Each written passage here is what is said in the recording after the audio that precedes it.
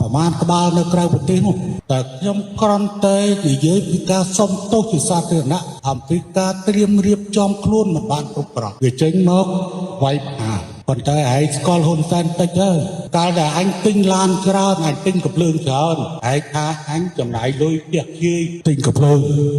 ដោយសារតែអាកំភ្លើងទិញច្រើននោះហើយតែធានាក្នុងការប្រយុទ្ធកន្លងទៅប៉ុន្តែអញនិយាយអំពីចំណុចខ្វះខាតទាំងឡាយតែត្រៀមរៀបចំខ្លួនមិនបានល្អរាប់ទាំងអាវនឹងក៏ជាផ្នែកមួយនៃការប្រយុទ្ធដែរឯងយល់បាយស្គាល់ហ៊ុនសែនច្បាស់ទេឲ្យទៅហ៊ានទៀតបើហ៊ានជាតិនឹងមិនច្បាស់ទេជាតិក្រោយឲ្យហ៊ានទៀតទៅបែបហ្នឹងហ៊ុនសែនមនុស្សបែបណា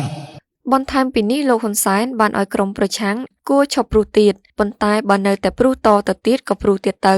ហើយសូមរងចាំមើលលទ្ធផលនាពេលខាងមុខថាតើឧស្សាហកម្មយោធារបស់លោកនឹងរីកចម្រើនប៉ុណ្ណាសម្រាប់លោកម៉ាណាតប្រធានក្រុមប្រឹក្សាឃ្លាំមើលកម្ពុជាថ្លែងថាពាក្យសម្ដីអសុរោះអសិលធម៌គ្មានភាពថ្លៃថ្នូរហៅអ្នកនយោបាយប្រឆាំងសុទ្ធតែពាក្យសម្ដីអសុរោះមិនគួរត្រូវបាននិយាយចេញពីមាត់លោកហ៊ុនសែនដែលជាមេដឹកនាំប្រទេសនោះទេពីព្រោះវាមិនត្រឹមតែធ្វើឲ្យលោកហ៊ុនសែនខ្លួនឯងបាត់បង់នៅតម្លៃប៉ុណ្ណោះទេវាថែមទាំងជាការសាបព្រោះនៅគំរូមិនល្អ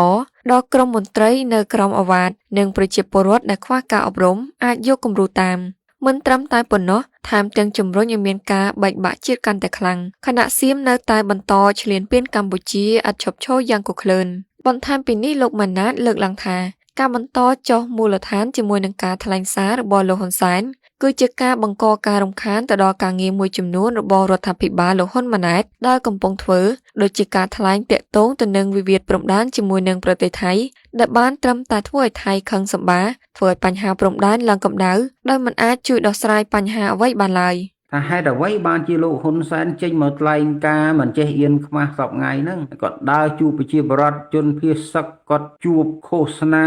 ធ្វើវិជាវិធុតដល់ប្រជាពលរដ្ឋនៅគណៈពេលដែលសៀមកំពុងតែឈ្លានពានទឹកដីកម្ពុជាមិនទាន់ដកដៃហើយគាត់ផ្ញើសារផ្ដេសផ្ដាសបង្កកំហឹង